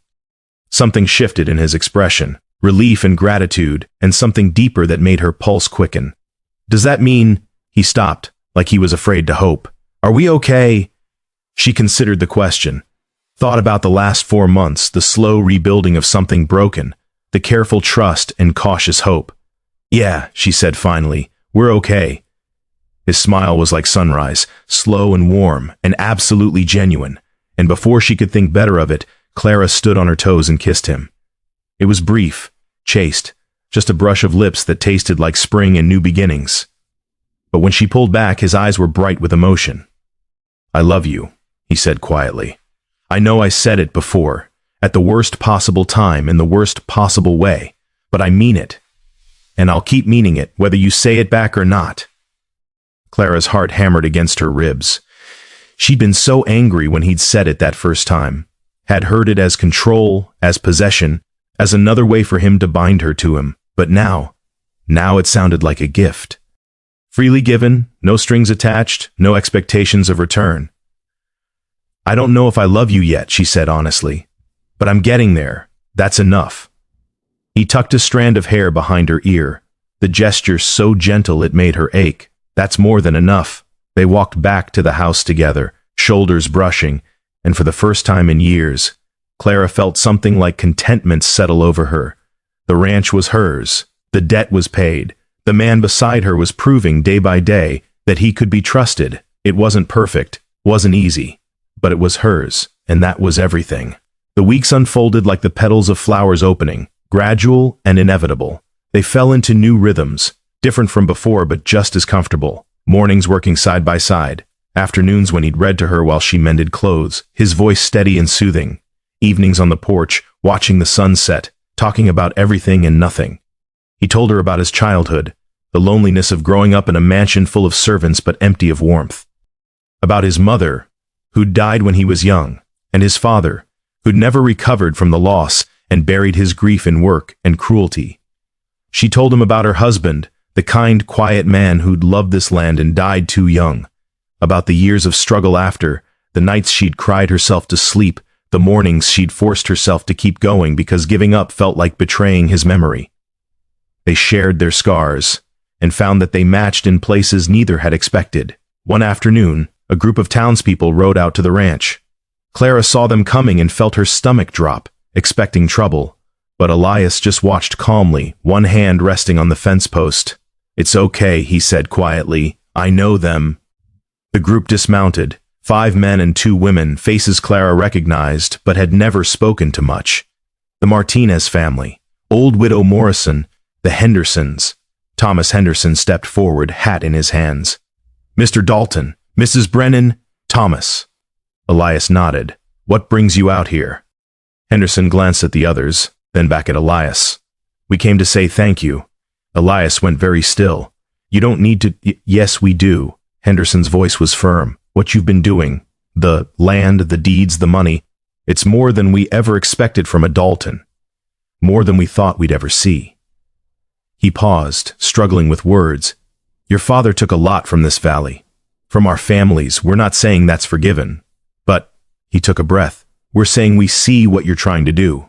And it matters. Widow Morrison stepped forward, eyes bright with tears. My husband died in your father's mine, left me with 3 children to raise alone. I've hated the Dalton name for 15 years. She wiped at her eyes.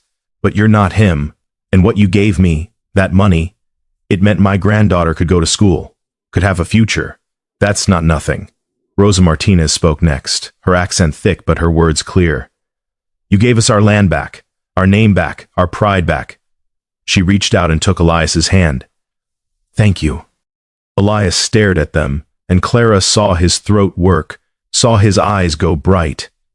I'm just trying to make it right, he said roughly. It'll never be enough. Maybe not, Henderson said, but it's something, and that's more than we had before. They stayed for coffee, sitting on the porch and in the yard, talking about the coming planting season and the repairs needed on the old church, and the new schoolteacher who was arriving in the fall. Normal things. Neighborly things. And when they left, each of them shook Elias's hand and nodded to Clara, and the weight of judgment that had hung over them for months felt lighter. Not gone, but lighter. That night, Clara found Elias in the barn, sitting on a hay bale, face in his hands. Hey, she sat beside him. You okay? He looked up, and she saw tears on his cheeks. I didn't think... His voice broke. I never thought they'd... She took his hand. You did good today. I haven't done enough. Maybe not. But you're doing something, and that's what matters. He pulled her close, and she let him, wrapping her arms around him while he shook with emotion he'd been holding back for God knew how long. I've got you, she whispered. I've got you. And she realized as she said it that it was true. Somewhere along the way, without meaning to, without planning it, she'd fallen in love with him. Not the idea of him, not the potential of who he might become. Just him, complicated, broken, trying his best him. The realization should have scared her, should have sent her running, protecting herself from more potential pain. But it didn't. It just felt right. Summer arrived in a rush of green and gold. The garden exploded with life, carrots and potatoes and beans climbing their poles toward the sun. The fields Clara and Elias had planted grew tall and thick, promising a harvest better than she'd seen in years. The ranch thrived under their combined care. Fences got mended, buildings got repaired, animals got fat and healthy. And slowly, imperceptibly, the land began to feel less like something Clara was fighting to keep and more like something she was tending with love. One evening, as they sat on the porch watching fireflies dance over the fields, Clara said, I want to show you something. She went inside and returned with the deed to the ranch, the paper Elias had saved, the one that proved this land was hers. I've been thinking, she said, about what this place is, what it means. Okay, it was my husband's dream first, then it became mine, the thing I fought for, the thing that kept me going when everything else fell apart. She looked at the deed. But it's been more than that these last few months. What has it been? Home. She met his eyes. Not just for me, for you too. He didn't deny it. So I want you to have this, she said, holding out the deed. Elias stared at it like it might bite him. Clara, no, that's yours. It's ours. She pressed it into his hands. Not because you bought it, not because you saved it, but because you've earned it. By working it, caring for it, building it with me. She paused. I want your name on this deed, Elias, next to mine. As an equal partner. His hands shook. You don't have to do this. I know, that's why I want to. She smiled. You've spent months proving you're not trying to take anything from me. So now I'm choosing to give you something, not out of debt or obligation, but because, she took a breath, because I love you, and I want to build a life with you. Here, on this land that's ours. The words hung in the warm summer air, surrounded by the song of crickets and the soft glow of fireflies. Elias looked at her with wonder and disbelief and joy all mixed together. You love me? His voice was barely a whisper. Yeah. She laughed, a little shaky. I do. Took me long enough to admit it, but... She shrugged. There it is. He set the deed aside carefully and pulled her close, kissing her with a tenderness that made her heart ache. When they finally pulled apart, both breathing hard, he pressed his forehead against hers. I don't deserve you, he murmured. Probably not, she smiled. But you're stuck with me anyway. Good. He kissed her again, softer this time. Because I'm not going anywhere. They sat together as the stars came out, and Clara thought about how strange life was. How you could lose everything and find something better. How the worst thing that ever happened could lead you to exactly where you needed to be. We should probably go into town tomorrow, she said. Get the deed updated. Probably. He sounded reluctant to move. People are going to talk. Let them. He squeezed her hand. We've got each other. That's all that matters. She leaned her head on his shoulder. When did you get so wise? When I met a woman too stubborn to quit and too honest to let me hide. Clara smiled. Sounds like a smart woman. The smartest. He kissed the top of her head. And somehow, miraculously, she loves me. Don't let it go to your head. Too late. They laughed together, the sound carrying across the fields. And somewhere in the darkness, an owl called, low and mournful and strangely peaceful. The months that followed were the happiest of Clara's life. She and Elias worked the ranch together, true partners in every sense. They argued sometimes, both, too stubborn for their own good. But they always talked it through, always found compromise. The harvest that fall was abundant, more than enough to sell and still keep plenty for themselves and the animals through winter. When Clara counted the profits, she cried, not from sadness this time, but from relief. from the knowledge that they'd made it, that the ranch would survive another year, and another, and as many as they wanted. They went to town together to deposit the money, walking side by side down the main street. A few people still whispered, still looked away. But others nodded, smiled even. At the general store, Ida pursed her lips but took their money without comment. Progress, Clara thought. Small and slow, but real. That winter was gentler than the one before. They spent evenings by the fire, Elias teaching Clara to read better, something she'd never admitted she struggled with. She taught him to cook, to mend clothes, to find joy in small, simple tasks. They talked about the future sometimes, about expanding the ranch, maybe getting more horses, about the possibility of children someday, though neither of them pushed it. They had time, all the time in the world. One snowy evening, Elias surprised her with something small and simple, a wooden frame he'd carved himself, holding the deed with both their names on it. For over the fireplace, he said, so we never forget what we built. Clara hung it carefully, stepping back to admire it. Clara May Brennan and Elias Dalton, the deed read, joint proprietors, not his property, not her burden, theirs, together. It's perfect, she whispered. He wrapped his arms around her from behind and they stood there, watching firelight play across the frame. Do you ever think about him? Clara asked quietly. Your father? Sometimes. Elias rested his chin on her shoulder. I think about what he could have been. If he'd chosen differently. If he'd used his power to build instead of take. Do you think he would have been proud of you? For what you're doing? Elias was quiet for a long moment. No. He'd probably think I was weak, sentimental, throwing away everything he built. And what do you think? I think I'm building something better. He turned her to face him, something that'll last longer than money or power, something real. She touched his face gently. You are. Every day.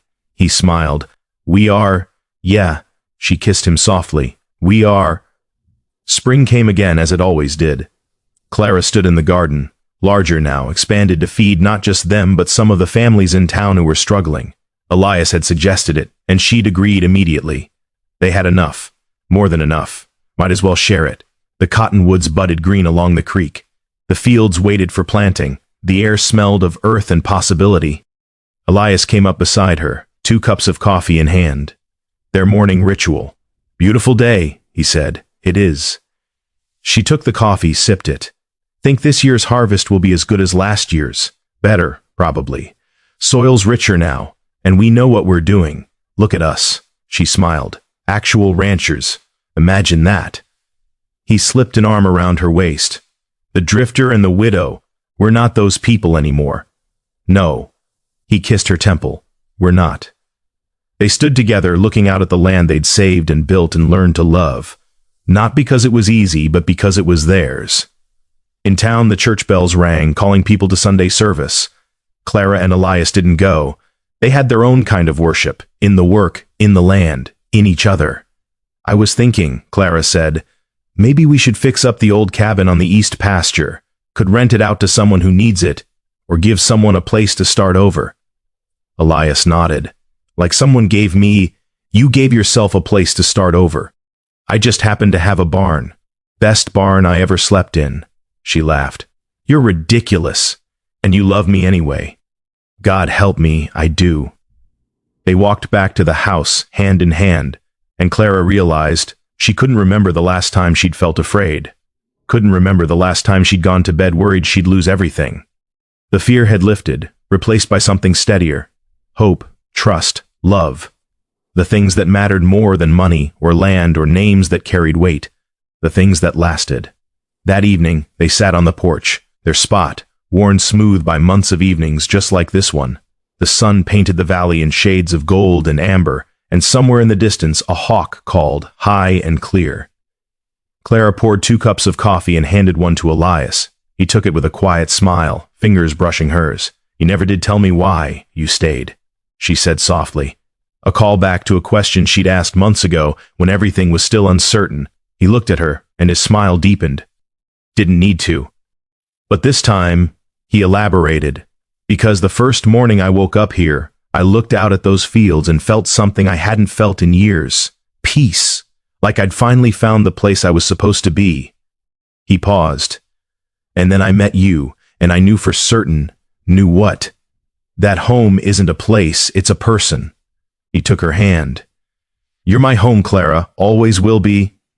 Tears pricked her eyes. You're mine too. They sat in comfortable silence, sipping coffee, watching the light fade.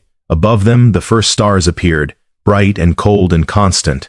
Below them, the land stretched out forever, waiting for tomorrow's work. And between them, something warm and true and hard won. Not perfect, not easy, but theirs. The camera would drift upward here, if this were a film, pulling back slowly, showing the house that was once nearly lost, the fields that almost went fallow, the two people who saved each other when they'd stopped believing in salvation. The porch light glowed warm against the gathering darkness. Inside, a deed hung above the fireplace, both their names etched in ink and promise. Outside, the valley breathed, alive and renewed, and somewhere in the space between past and future, between pain and healing, between loss and finding, two souls who'd been broken learned to be whole, together. The wind picked up, carrying the scent of growing things.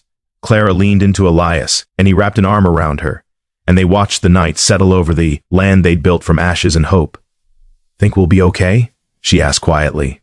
He kissed the top of her head. I know we will. And sitting there, surrounded by the quiet of evening and the warmth of each other, Clara believed him. The world was still hard, still uncertain, but they had this porch, this land, this love, and that was enough, more than enough. It was everything. The last light faded from the sky, and the stars burned brighter, and the house stood solid against the night, no longer a place of loss but of hope, no longer empty but full of life, full of love, full of quiet tomorrows that stretched out like the valley itself, endless, forgiving, and finally home.